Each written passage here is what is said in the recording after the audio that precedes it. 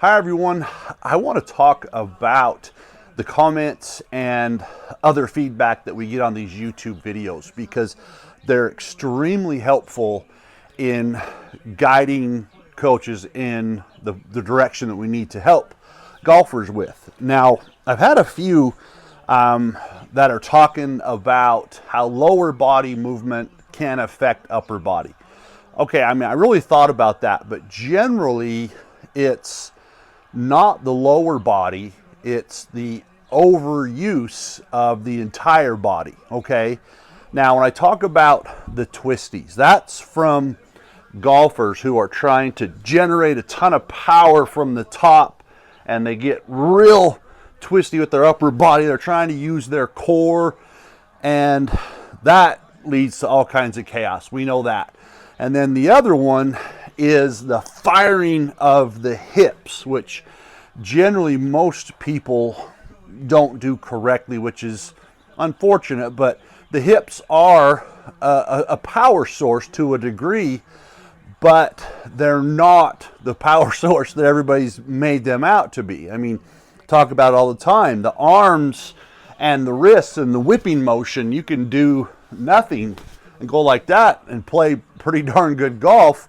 And then we can just add in how the hips move and talk about the lower body, which I'm going to get into.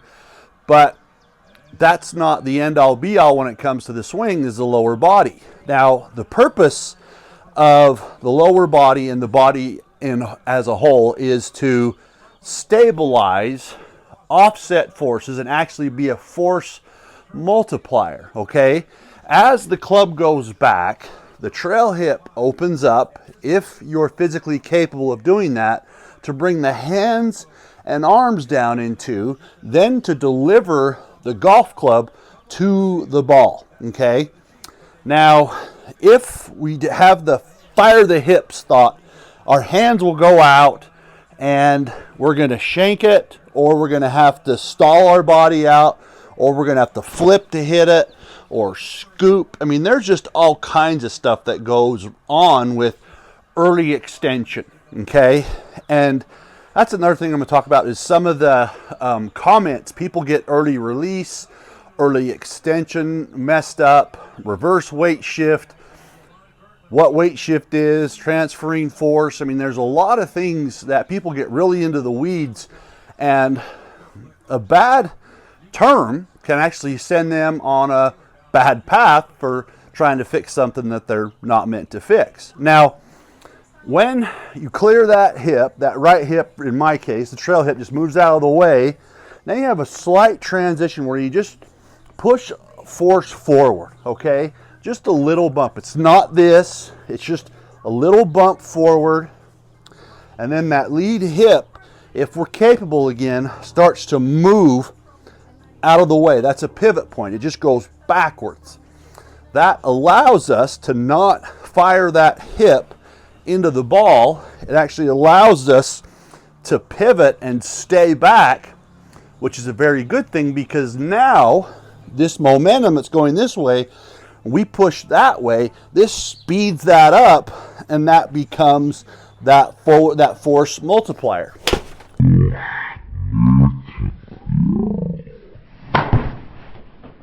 And that's where a great deal of your speed comes from.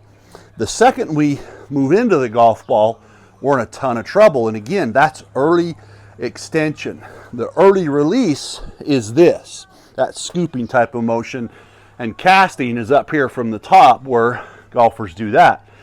And people have done that because they heard the term from Mr. Nicholas, can't release soon enough from the top, so they thought that was it, when it's actually getting that club back out in front of you to tip it in the proper arc. So using the body incorrectly can lead to issues, but generally it's the incorrect concept that leads to the issues. And if you allow your arms to swing, okay, so your arms go back, your body is going to follow that unless you have the concept of resisting it. Then just natural motion is going to get us going forward, and then again naturally, if we're loose and relaxed, that lead hip is going to get out of the way unless we have a bad concept or someone has told us to not move that hip. But if we have physical issues that won't allow us to do that, it's a different story. But that lead hip wants to get out of the way to allow the hands to swing down. So we're coming in here basically with our hands, and the club head is going out. Now, when we use the body efficiently as a stabilizing force, as a force multiplier, we're going to hit the golf ball really well. It's going to go further. And my father, who's 76, is a perfect example of this. I taught him the Alaska move years ago before I knew it was the Alaska move.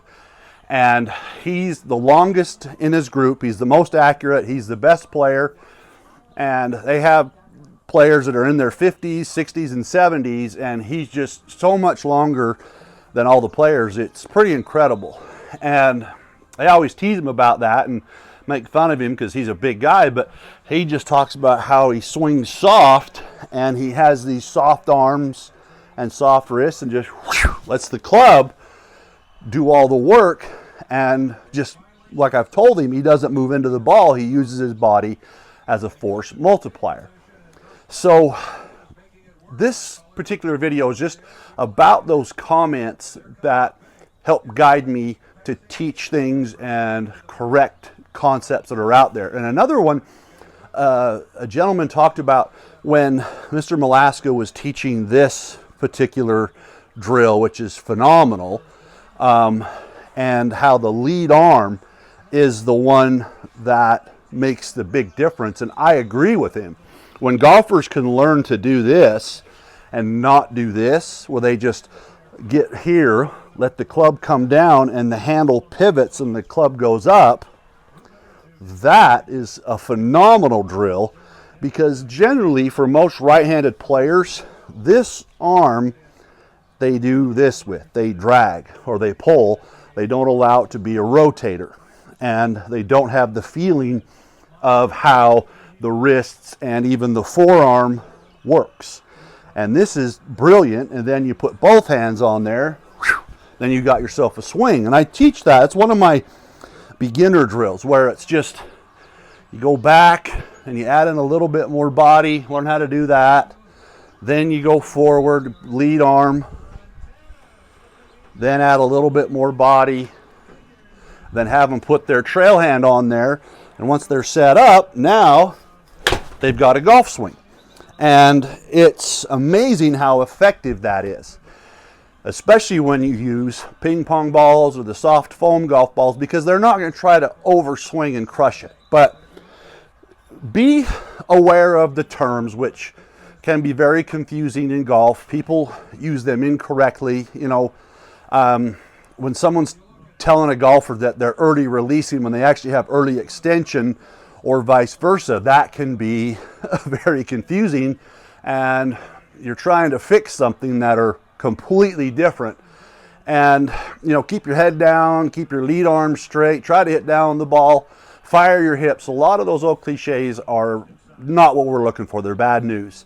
And really focus on training your wrists and arms to be soft. Okay, just nice and soft and relaxed, and then just feel your hands come down that club, work into the ball, and just swing through, and not try to do this or not try to do that. Learn to swing soft and slow and control the face and control the path before we start to add speed. And if you have questions, I'd love to hear them. Please subscribe to the channel, comment as much as you want, because that helps me help you. It really eliminates a lot of confusion and poor concepts. And it's not that golfers are wrong.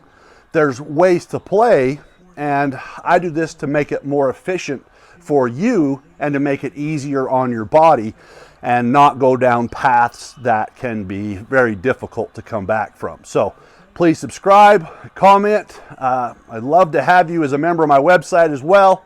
In the meantime, get out there and tee it up.